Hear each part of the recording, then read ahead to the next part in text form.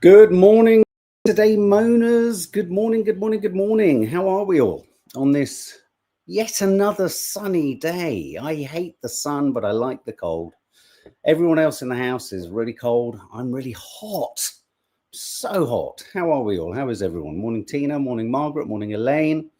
Welcome to our Saturday news roast, though I have to confess, it kind of pivots around a particular individual this morning, I'm afraid.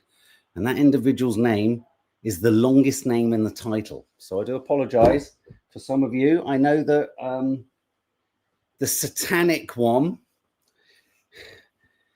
Billy No Mates, BB No Mates, that's what we should call him. If you've seen the footage from the United Nations, BB No Mates. Yeah, I'm afraid we are going to be talking about the United Nations, Netanyahu, Satanyahu, the Epstein files, and a deluded Trump. Thanks, Emma. You've been waiting for this response, have you? I mean, it's unbelievable. It's staggering. It's flabbergasting. It's mute making.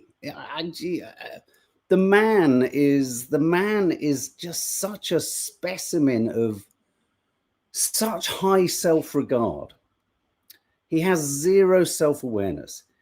This is a man, Netanyahu, who watches everyone in a room walk out and assumes the problem lies with them rather than the problem lying with him. I mean, what would you do if you went to a party? Okay, I mean, UN isn't a party, but say you went to a gathering, a social gathering, and everyone left.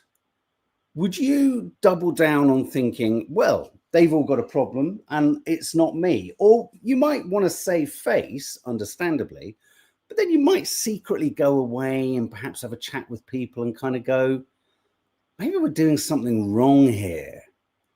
Maybe they're right. Maybe other people are right. Typical narcissist, says Creator Holding. So we are going to talk about that. And unfortunately, going through the news, unless you really want to talk in great detail about digital ID cards, isn't that an oxymoron? A digital ID card. It's digital ID, or it's an ID card. A digital ID card is something that looks like a card on a digital screen. Anyway, you know what? Yes, these iPhones, everyone has everything, especially Israel. But do we want to actively give them all of our info in one place so that it can be, you know, cyber attacked, taken, nicked, done what with what, owned by people like Larry Ellison, who now owns the fucking TikTok in America, or will? Over 1 million, Reese Roberts says, have signed the petition to stop the ID. I don't want the fucking ID. Fuck the ID. I think we need a song. Fuck the ID. Go fuck the ID. Ask yourself, am I? Yeah, exactly, Leah. You walk into a room, everyone leaves.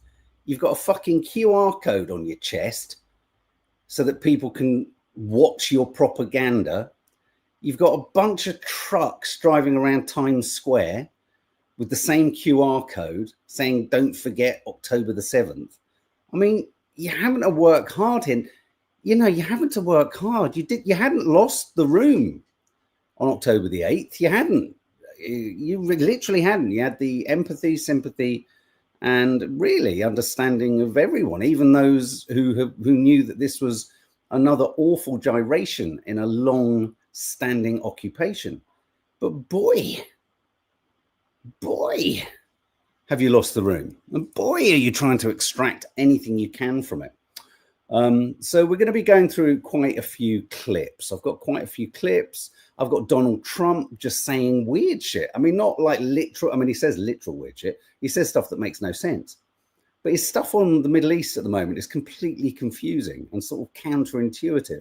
1 minute it's like, you know, it's kind of all pro-Israel. I'll take your money. You have the West Bank. Then it's like they can't have the West Bank. And now it's like peace in Gaza. I mean, I just can't keep up with it. What I will say is what Nadia said yesterday, I think on Coffee Moaning, is whenever you know America is behind and happy with a solution, generally that's the moment, especially the Trumpian America, well, and the Biden, well, America, but basically, I think you need to kind of ask yourself why. Just a thought. So I apologize. No, well, in fact, no apologies. No apologies made for the emphasis today on a psychopathic, sociopathic narcissist who may as well have been wearing clown shoes and arrived at the United Nations in a clown car falling apart. Because that's what we had. That's what we had. So we're going to talk about that. So, but before we get to that, I do just want to show this clip. We have been talking about we talked yesterday about the Pete Hegseth. What is he called now? Is he if he's not defense minister for what do they call him? Is he the war minister now? Rather than defense secretary, is he the war secretary? So he's called all of these kind of, admirals and brigadiers and senior command in the American army. They're all heading over to the United States this week. It's unprecedented. Well, I mean, how unprecedented is it? Have a listen to this guy. My name is Hal Kempfer. I'm a retired Marine Corps intelligence officer. I'm a national security analyst and the host of the Strat podcast. I heard Vice President Vance saying this isn't unusual. Yes, it's unusual. All right. I don't know where he came up from that. Now, the secretary talking to all these generals and admirals, that is not necessarily unusual. To have every brigadier general, admiral, rear admiral, lower half, 07 and above, globally fly to one base to meet the Secretary of War or the Secretary of Defense, that is unusual. And frankly, I've been looking around to see if anybody else can point to when something like this has happened before, and really nobody can. Now, there's a lot of reasons that have been stated why it could happen. Secretary Hegseth has talked about a 20% cut in senior general and flag officer ranks. That's pretty significant. That could be something where he starts saying who that's going to be and really delineate what that is. But the question is, why do you have to bring them all back? And frankly, all of these commands, everywhere where these general and flag officers are located globally, have secure video telecommunications. Yeah. They have the ability to hold meetings in a virtual style, kind of like we do with various types of commercial software. They can do that very easily. The secretary can talk to all of them very easily. The secretary can have meetings with each one of them very easily in a virtual fashion. So there's a lot of questions as to what this is about. What is the urgent need? Now, there are some things in the background we have to consider. So what is it all about, guys? I read a report this morning that NATO planes intercepted a bomber over Alaska. Again, there's precedent for all of these things. Russia's forever poking at airspace, forever prodding at poking, with cyber attacks. Denmark, we've had this curious story evolving with Jaime, curious story evolving with kind of drones and when they say UAPs, they don't mean, UFOs, but, sort of objects sort of in the air around airports and what have you in Denmark. So, Denmark doesn't often hit the news, but it is hitting the news. So, what I think everyone in the world is kind of striving to kind of go, well, okay, yeah, we could always be at war potentially, could we, with Russia, if the propaganda machine is to be believed? Could it be China? I don't know, So it's curious, interesting time. Could it be? Obviously, we toyed with the idea yesterday. We're not saying it for sure. Could there be something far more interstellar about this? We don't know, but I just wanted to play that because I think those who have the experience, those who have the clout, those with the kind of qualifications, senior qualifications in American kind of leadership, are all saying it is a bit bloody strange. So I now want to show you this. This is the moment Benjamin Netanyahu stood up at the United Nations. We don't hear from him yet. You can gird your loins. I would eat whatever you're eating now. Maybe sip your drinks before you spit them out or vomit them up when you hear his voice. But this is the moment he walked in. This is quite an arresting clip. Please, order in the hall.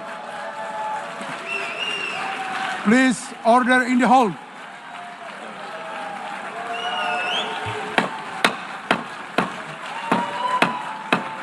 Please, order in the hall.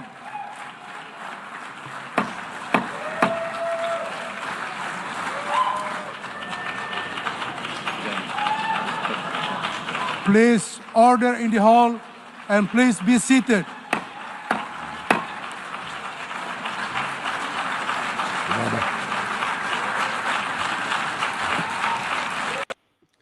So you're right. He's standing there with a QR code badge on his top. And whenever anyone apparently spoke to him in the kind of side rooms and kind of lobby rooms off the side of the main hall, he'd press a button and it would squirt water. No, I'm joking. It didn't. I mean, he's a clown. He's a clown. He's got a QR code on his top so that you can just, you know, take a photograph of him and be directly taken to propaganda. It's quite something, isn't it? And I mean, you know, as he's standing there watching, look at these quite dramatic photos. That I do love the still photo too. Look at these. There he is. You know, all those empty seats. I mean, wow. Wow. I mean, was there a scintilla of a thought or a moment that maybe entered the incredibly depraved cavities of his brain that said to him, oh, maybe something's gone wrong here? No, because he's a sociopathic, psychopathic narcissist. And if there's a room, if there's a full room that's recently emptied, everyone in that room is Hamas. Everyone is Hamas. Everyone who's wanting to recognize a Palestinian state is Hamas. It's all Hamas, Hamas, Hamas, Hamas. So he just stands there thinking everyone is fucking anti-Semitic, Hamas. I mean, it must be so fucking strange to be that trapped in victimhood, to be that ensnared by a desire to be pitied by everyone and to want to bang on about it. Quite astonishing. And that's not the least of it. We're going to hear from the big baby in a minute. We're going to hear from the giant baby in 1 second. So Netanyahu, here's the headlines. Netanyahu vows to finish the job in Gaza during UN speech as delegates walk out. He holds up the curse. Netanyahu holds up a map of the countries he considers anti-Semitic. It's everywhere. Absolutely everywhere. There's his QR code. I mean, it's just quite something, isn't it? And so have a listen to, well, unbelievably, he turned his United Nations address to a very much diminished audience. He turned it into a kind of cheap Del Boy out the back of a van. No disrespect to Peckham, but out the back of a van, some knocked off materials. There's Del Boy, or Del BB, we'll call him. Let's call him Del BB. And he was trying to conduct a pub quiz. Yeah. He said, let's do a pub quiz. Check this out. Are your enemies. So let's do something else. So first at the UN, let's do a pop quiz. And raise your hand if you know the answer. Here's the first question. Who shouts death to America? Is it A, Iran, B, Hamas, C, Hezbollah, D, the Houthis, or E, all of the above? All of the above. No, it's Israel that doesn't scream death to America, but brings death to America. Second question. Who has murdered Americans and Europeans in cold blood? Is it A, Al-Qaeda, B, Hamas, C, Hezbollah, D, Iran, or E, all of the above? All of the above. Correct. Again. So there's enough people there to answer for him, aren't there? I think his wife was one of the members of the audience. A pub quiz, a pop quiz, a pub quiz. He's got multiple choice questions. I mean, I'd like to be a fly on the wall when he's packing his suitcase and he packs these giant dummy cards. I mean, it says something about him that he has to have great big cards and use a great big crayon.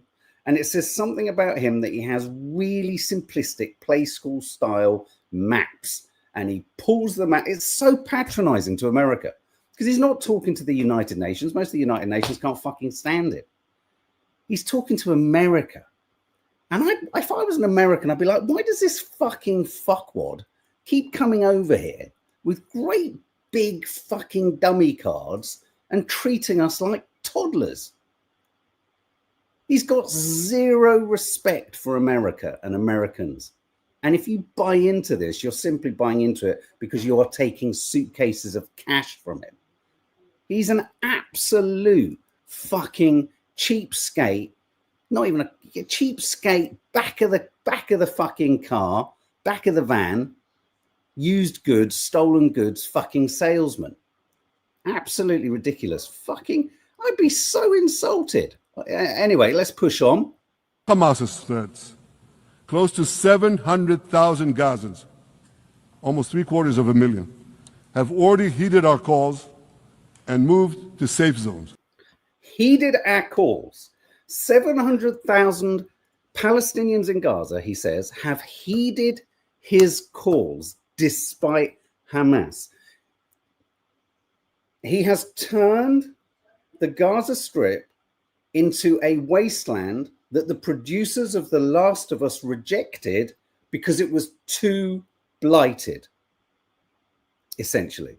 It's such a blighted, destroyed, scorched earth landscape that the idea that Israel has invited and suggested that all of the Palestinians in Gaza move. What a gesture of kindness. What a gesture of kindness that whilst they move, these 700,000 behind them are quadcopters shooting them, killing them, burning them, bombing them, destroying them. Ah, you invited them to move. Now I want to ask you a simple question. A simple, logical question. And he only asks simple questions to Americans because he thinks Americans are simple. And the reason he thinks Americans are simple is that many of the Americans who blindly support him are so simple. They're simpletons. That's why he says, let me ask a simple question. Because he thinks America is simple. And unfortunately, the Americans he talks to, the Americans he deals with and buys are simple. Would a country committing genocide plead with the civilian population it is supposedly targeting to get out of harm's way? Would we tell them, get out, if we want to commit genocide? Yes. Yes, you would if you were committing a genocide by stealth. No one in the modern age is going to, or even not even the Nazis declared we're committing a genocide. They kind of wanted to keep it kind of quiet a bit. So this constant suggestion that if we wanted to commit a genocide, wouldn't we have committed a genocide? Well, of course you fucking wouldn't have done it like you're saying you'd have done it, because we would have been much quicker to getting to the idea that you've committed one. You've committed one by stealth. You've committed one in a very different way to other genocides. But as genocide scholars around the world say, no genocide looks the same. You don't go to the genocide shop and go, oh, can I get a genocide, please? Oh, yeah, there's only one type. It just looks like this. He's revealed once again in saying, would we be doing this X, Y, and Z if we were committing a genocide? No, you're absolutely right. You wouldn't. You're doing all of these other things to commit the genocide. And Hamas is trying to keep them in. And this charge is so baseless. The comparison to genocide, wholesale slaughter of populations. What, did the Nazis ask the Jews to leave, kindly leave, go out? Did others, you want me to name all the genocidal leaders of history? Hang on a minute. Hasn't he just likened himself to the Nazis there? Hang on. Did I hear that correctly? Did he slip? Did he just liken himself and Israel to the Nazis? Hang on. The Jews to leave, kindly leave, go out. Scroll back on that. Are just so baseless. The comparison to genocide, wholesale slaughter of populations. What, did the Nazis ask the Jews to leave, kindly leave, go out? Did others, you want me to name all the genocidal leaders of history? Just go one by one. Did anyone do this? Did they say, get out so we can come in? Of course not. Oh, he has. He's literally likened Israel and himself to the Nazis. Did it? I mean, am I linguistically not hearing what he said?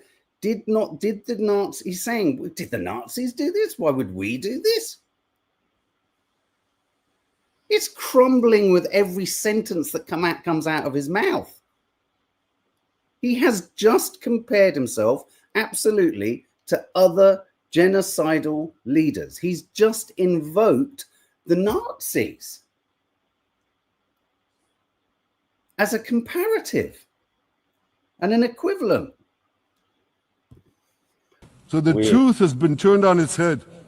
Hamas, a genocidal terrorist organization whose charter calls for the murder of all Jews on the planet. This genocidal organization is given a pass. It's barely mentioned. While Israel, which does everything it can to get civilians out of harm's way, Israel is put in the dock. What a joke. And you're a joker. You're a total Hicksville. You're a what they're called? You're a huckster. Is that huckster? Is that what they're called? Huckabee the huckster? Absolutely. I mean, even he thinks he's so clever. He thinks he's so clever, but he's actually likened himself and Israel to the Nazis. He's forever quoting Hamas as a genocidal organization, which, if you could define October the 7th as genocidal, you can only define everything that's happened since October the 7th as genocidal in capital letters. In fact, I would argue that everything that's happened since October the 7th automatically makes October the 7th genocide light. I mean, you can't have one and then ignore the other. It's like, I don't know what it's like. It's like I don't know. It's like it's like blowing up it's like blowing up a house and saying it didn't blow up. And then blowing up a planet and saying blowing up the planet was infinite. It's just there's no logic to him. There is no logic to anything he is saying. He's just riven with hate and self-survival. That's it. America didn't call 9/11 a genocide, and that was twice as many people killed. Thank you, Mitri. Very good point. They just assign the word. I mean, the blood libel that's occurring in this conflict is being conducted by Benjamin Netanyahu. He has cheapened, he has made empty, he has lessened, he's trivialized, and he's exploited the severity of so many things that have happened to Jewish people, but not just Jewish people, countless different races, creeds, cultures, and peoples across the world. He has dirtied, he has rendered mute and null and void the sense of what genocidal behavior is. And he's invoked everything in order to kind of survive and to justify his absolute warmongering. Hideous individual. Hideous individual. Let's have a listen to the Colombian president just to bring the blood pressure down. Superior, señores. No hay pueblo elegido de Dios. No lo es ni Estados Unidos ni Israel. Ignorantes fundamentalistas de extrema derecha piensan así. El pueblo elegido de Dios es la humanidad toda. Usan la migración como excusa para no hacer nada contra la crisis climática que barre cada día con la vida. Buscan la migración para ganar votos de blancos y viejos y viejas, pero para desde el poder ocultar que hay que acabar con el consumo del carbón y del petróleo y lo incentivan para taladrar y taladrar y taladrar. La ONU tiene que cambiar ya, una ONU diferente, humana. Debe antes que nada detener el genocidio de Gaza. The genocide of Gaza, and he's had his visa revoked because he was at a pro-Palestine or Free Palestine march on the streets of New York. I just want to show you that I have to import it as we're live. I just want to show you this clip, which is astonishing. So not only did he have a QR code on his chest, but look at this. This was around the streets of the United Nations and around New York.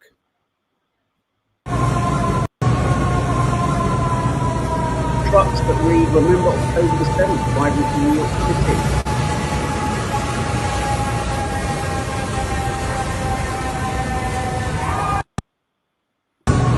Astonishing.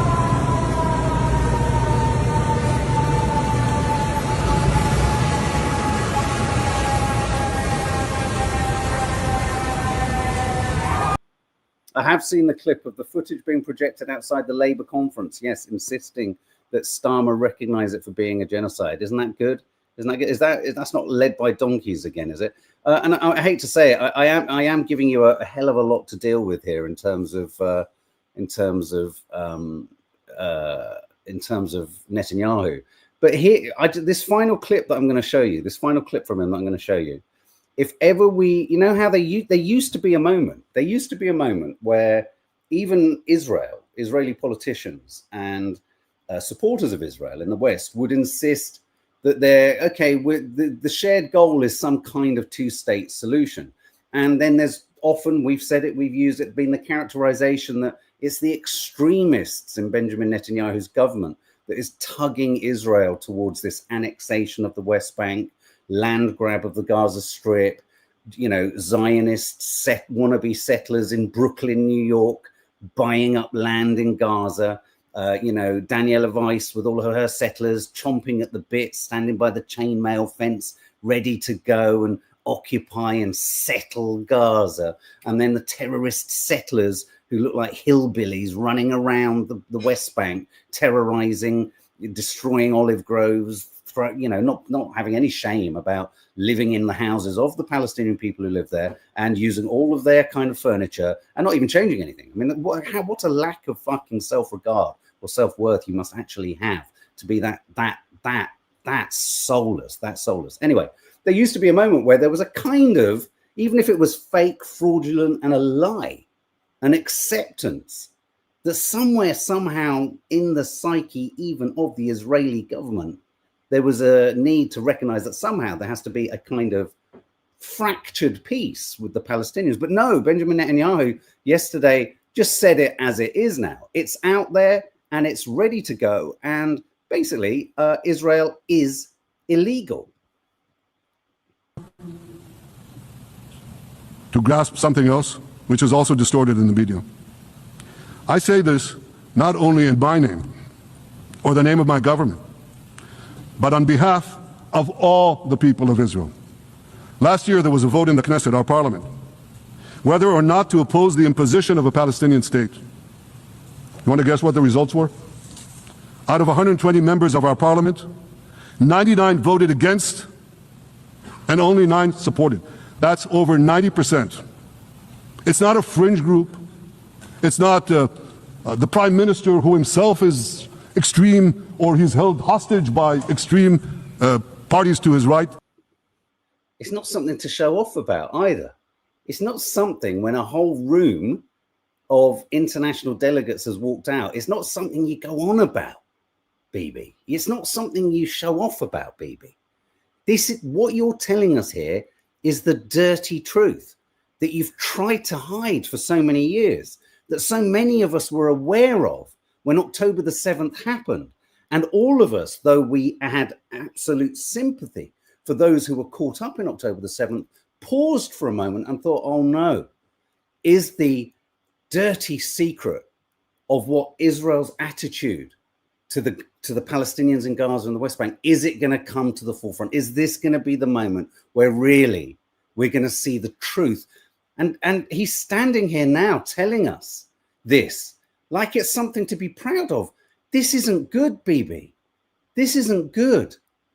You are making yourself complicit. You are revealing in your narcissistic, hubristic, lack of self-awareness and total feverish self-regard, you are literally confirming that if there were ever a moment in The Hague, in an international criminal court, you could be done for genocide, the genocide of the Palestinians.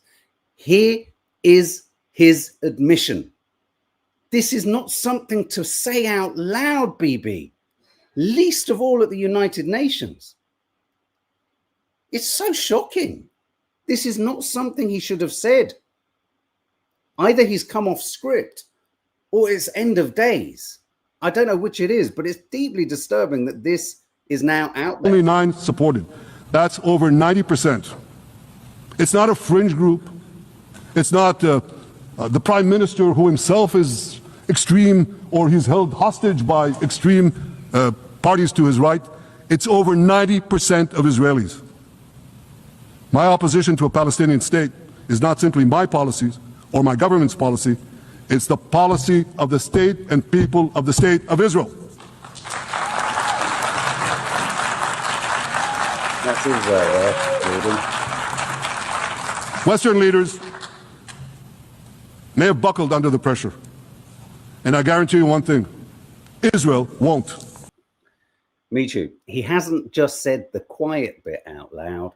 He said the evil bit out loud. He's placed it before you all. He's told you the truth. He said 90% of Israel does not believe that the Palestinians should exist.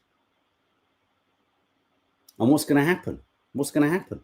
Is that Starmer? Is that Lammy? Is that, oh, what? Oh, what? No, we won't support the flotilla.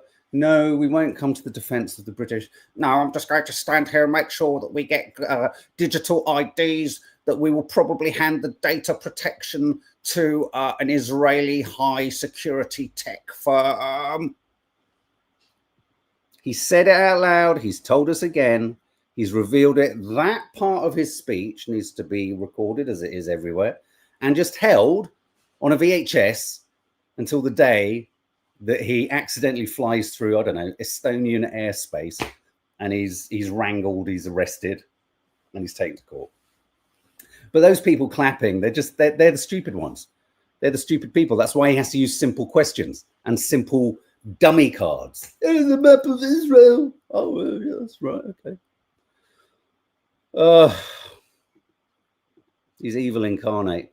I'm just looking at my oh right, okay. Let's just for a moment go over to the world of Hollywood. Jennifer Lawrence is getting a lot of stick. Oh no, hang on, no, final aspect of his speech at the UN. Wait for this. His mania. So on the borders of Gaza, Israeli loudspeakers broadcast Netanyahu's speech to the UN into Gaza. More than that, they also hacked whatever phones there are in Gaza so that they all had to play Netanyahu's speech. And listen to this. What they're saying in doing that hacking is, if we can hack your phones, we can probably blow you all up with your phones. This overreach by this megalomaniac devil. And the world just goes, oh, don't want to be called anti-Semitic. Oh. Me too. He has caused the rift between Israel, not even in Israeli Jews and Jews everywhere. So they broadcast his speech. What monsters? What monsters? As the Independent reports, the UN delegates may have left, but Netanyahu was only speaking to one audience anyway. Stupid American people. No disrespect to any Americans here. You aren't stupid. Not all Americans are stupid. But he was talking to stupid Americans. No doubt about it. And so he finds himself in a bit of a weird way, because how do we square everything he's just said there with this. And it's looking like we have a deal on Gaza. And we'll let you know. Mr. President, I think it's a deal that will get the hostages back. It's going to be a deal that will end the war. It's going to be a deal with, it's going to be peace. I think we have a deal. That'll be number 8, Peter. Not bad. Ah, that's the bit where Tony Blair, that's the Tony Blair part of the puzzle, isn't it? You've got to ask questions, serious questions about the viability and the appropriateness of Tony Blair essentially becoming the governor, king, leader, or overseer of Palestine. You've got to ask serious questions about his viability and the applicability of using him if Trump agrees with it and if Netanyahu in any way sanctions it. There's got to be something deeply suspect at the heart of that isn't going to fucking work for Palestinians.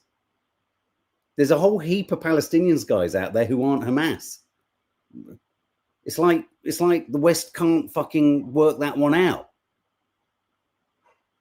Check out Nadia's post last night. There's a whole load of Palestinian men digging their fucking relatives and families out of fucking and their you know, fellow folk from rubble who aren't, they're men. They're Palestinian men. What a fucking shambles. What a fucking shambles with Tony Blair creeping out of the rubble like some fucking zombie from Michael Jackson's Thriller. Oh God, it's Blair. Oh my God. Rodent from hell. Let's look at Jennifer Lawrence. For what's happening in Palestine. How worried you are for the future of our kids and your kids? Thank you so much. It's mortifying. What's happening is no less than a genocide, and it's unacceptable. I'm terrified for my children, for all of our children. So, you know, she's getting loads of abuse and she's being trolled to hell. She's being told off. She shouldn't have said anything. Good on her. Good for Jennifer Lawrence. Well done, you. The Daily Mail reporting, fans turn on Jennifer Lawrence as she reveals stance on Palestine and US politics. Fans might have turned on her Daily Mail, but humanistic, morally centered individuals go, thumbs up, Jen, we love you, which is all that really matters. Daily Mail, fuckwads. Let's have a listen to Larry Ellison. Larry Ellison is the man who is going to own TikTok in America. Larry Ellison is the man who is going to own TikTok in America. And here's a Vox Pop with him. Connection to Israel. Well, the renewal of the Jewish state is something that I think touches all of us. For 2,000 years, we were a stateless people. And now we have a country of our own, defended by all the brave men and women of the IDF. So anything we can do to support them, who, you know, devote their lives for preserving the state of Israel, keeping the people safe, and allowing our state to continue in sometimes in very, very difficult situations. Did you visit Israel? I have been to Israel. I have been to the border. I have spent time to the people who govern the state of Israel. And you know, I feel a deep emotional connection to the state of Israel and the Israeli people. You are an high-tech person. What do you think about the Israeli? So he's now responsible, or will be responsible, for TikTok, guys. And I just want to ask this question, because it's one that's always said and it's always stated. A stateless people. I'm going to quote Philip Roth, one of America's greatest modern writers, Jewish, lived in New York, who said, I don't understand the specious, he said this, that he didn't understand this specious argument that the Jewish people were a stateless people, using the argument that loads of other countries are just like, you know, Muslims have their countries, Christians have their countries. I think this is a fundamental error in viewing countries. If you examine and explore and look at the cultural makeup of, say, a country like Iran or a country like Iraq, there are many, and have been and were and always are, many Jewish people from every country. And there are many Muslim people from many countries. And there are many Jewish people from many countries. So this idea, I think, is a really suspect one anyway, of saying it was a stateless person. I would say that the faith, Jewish people had their homes, their places, their lives, their businesses everywhere. Now, every minority has been prejudiced against, and that's a shared dilemma for everyone. But this idea it's a curious one. And so Philip Roth's line was, I don't understand about this idea that the, people who aren't from the Middle East say Israel is my homeland. He said they've got their homeland, the Jewish people. It's called America. Why don't you just formalize it? Just go back to America. Just go to America. Call America Israel. I mean, we may as well. I mean, make America. Don't make America great again. Make America Israel again. It's like you don't have. Am I right in thinking? I don't think there's like a Muslim land. There's countries that have large Muslim populations. There's countries that have large Christian, Catholic. There's countries that have large other religions and denominations. And there are countries that have sizable Jewish populations.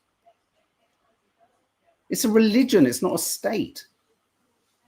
I don't know. I find it a curious one. I'm afraid I am going to go back to another moment with the most evil man on the planet. And he is the most evil man on the planet. I'm sorry. It's just no other way to describe him. He's evil. He's malevolent. He's Machiavellian. He's sinister. He's sociopathic. But this is a moment where he's talking to influencers I believe in Tel Aviv.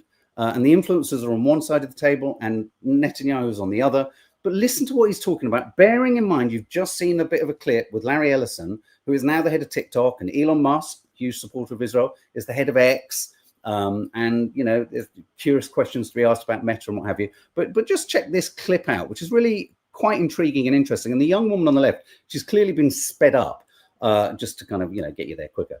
Not by us, but by the clip that I've got. But she's kind of curious and she's querulous, and she's asking Netanyahu a question about what are we going to do, given that the Charlie Kirks and the far right and the MAGA base in America is becoming as critical of Israel as the pro-Palestinian or progressives, Democrats, and what have you. So she's actually asking questions, saying, "What are we going to do, Bibi, that even more people think that what Israel's doing is wrong? What could the connection be?"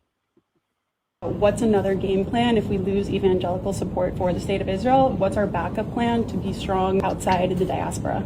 Christian influencers. He said, we talked about the woke right. And he said, I call it the woke Reich. That's a brilliant, the woke Reich, because these people, they're not any different from the woke left. They're insane, they're loonies. But they're actually meeting on some of the things. And what we have to do is we have to secure that part of the base of our support in the United States. That is being challenged systematically.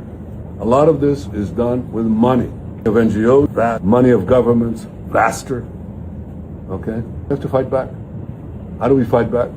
Our influencers. I think you should also talk to them if you have a chance, to that community. They're very important. And secondly, we're going to have to use the tools of battle. Weapons change over time. You can't fight today with swords. That doesn't work very well. Okay? You can't fight with cavalry. That doesn't work very well. And you have these new things, drones, things like that. I won't get into that. But we have to fight with a weapon that apply to the battlefields in which we're engaged. And the most important ones are the social media. And the most important purchase that is going on right now is class followers. Tick number one. And I hope it goes through because it can be consequential. And the other one that's most important. X. That's very good. And we have to talk to Elon. Elon's not an enemy. I do want to just pull up this quote from Mike Collins there. You still seem to think that Russia is the enemy, USA, Israel, your government are the enemy. I'm going to make a bigger suggestion than that, Mike Collins, because I don't necessarily think in any way, shape or form we can claim to know if Putin is actually a good man, a nice man or not. I would say all governments of the planet pretty much are the people's enemy. I think we have all been enslaved. I think we have all been entrapped. And I think some of us are ensnared in autocratic regimes where obvious human rights violations are going on all the time. Others of us are trapped in fraudulent democracies that give us the sense of freedom, but don't give us actually any freedom. And I think it's all nations, all governments are the people's enemy. And I even think that your organizations and parties like your party have demonstrated already in their inability to just sort out their membership portal, that the organization of parties has fundamental flaws within it. As soon as you reach towards some kind of consensus politics, it's very hard to find agreement. I think you're right. Our government is shambolic, shameful, complicit, and evil. The American government under Biden and under Trump is just the same. I think even I had, though I've always thought Trump was absolutely fucking deranged, I think even I had a shred or a scintilla of hope, which I kind of understood in some of those who voted for him, that even though I didn't agree with Trump's politics, he had a vested interest in peeling back the veneer, or certainly trying to challenge that governmental kind of control. And yet the Epstein files and the Epstein situation demonstrates that he's as bad as the fucking rest of them. That's the problem here. That's what he's losing. That's why the likes of Tucker Carlson, Candace, all these, right-wing, MAGA types are like, hang on a minute, we smell a rat. That's why more and more it feels like the Charlie Kirk assassination is a massive cover-up. We can't claim to know the details because when a cover-up is effective, the cover-up is working and the cover-up is churning along. And on that, I do want to just detour for a moment before we kind of wind up. Just briefly on the Epstein files. This isn't really new news, but Elon Musk is named in some of them, new documents released by the Democrats.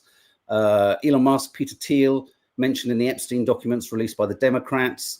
House Democrats released latest Jeffrey Epstein documents with Musk, Thiel, Bannon, Prince Andrew. Further mentions childhood visit to Pedo Island and how the man they knew as Nice, Jeffrey, has also blighted the lives of Beatrice and Eugenie too.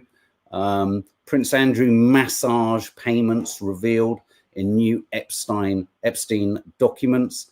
But I just want to play you this clip, which is it's a recording, audio recording in the aftermath of Charlie Kirk's death.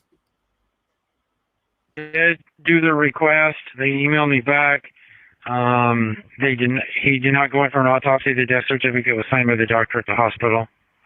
Oh, okay. Can you just do a field clip documenting that? I'm sorry, 10-9? Can you just add a step to the case documenting that there was no autopsy? So these are the police. These are some of the security personnel, the police, the authorities in the assessment and in the immediate aftermath of Charlie Kirk's death. Regardless of whether we all go, you do an autopsy, even if someone's killed with a bullet in the eye, because you want to see where did the bullet go in. It will help with investigations to work out where the bullet came from. No autopsy was done. More and more details around the Charlie Kirk assassination are stacking up. More and more of them. And therein ends the Saturday morning news. Apologies that there was so much of that quite intolerable individual. Snake Eyes movie. It's a bizarre coincidence. I mean, if you dig into the Snake Eyes film narrative, Nick Cage film, look at the story, look at the name, look at the date, look at the drama, you begin to wonder, or me and Nadia and Dina were talking about it last night after the cook-along, I was beginning to wonder whether, is that film some proof that we live in some kind of quantum physics realm where that film has played out in real life, or real life has played out in that film? It's fucking weird. Everyone look up after this, promise me, go onto Google, Wikipedia, look up the film Snake Eyes, and just look at the details of the plot, the date, the name of the character, the Israeli weapons aspect, the Palestinian, just check it out. Too much. Okay, guys, thank you so much. Thank you for all your comments. Sorry for so much of him. But, sometimes you've got to listen to the enemy. You've got to listen to evil in order to know that you're not going mad and that your response is right. The gag instinct is an absolutely appropriate one to him. And we will see you in 10 minutes. All right, my lovelies.